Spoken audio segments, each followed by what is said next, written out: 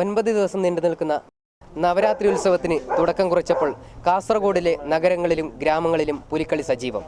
കുട്ടികൾ മുതൽ മുതിർന്നവർ വരെ പുലിവേഷധാരികളാകുന്നു.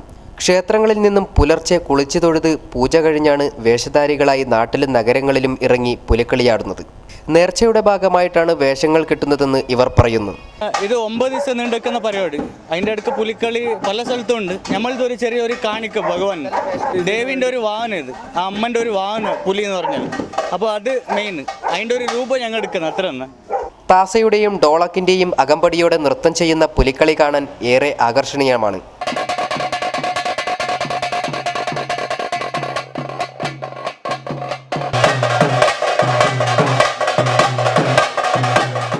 പുലിവേഷം, കരടിവേഷം, അസുരവേഷം തുടങ്ങിയവയാണ് നവരാത്രി കാലത്തെ പ്രധാന വേഷങ്ങൾ.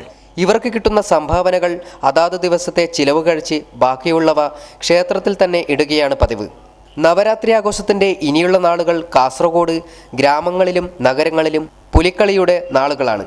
പുരുഷോത്തമൻ, ജയ് ഹിന്ദ് ന്യൂസ്, കാസർഗോഡ്.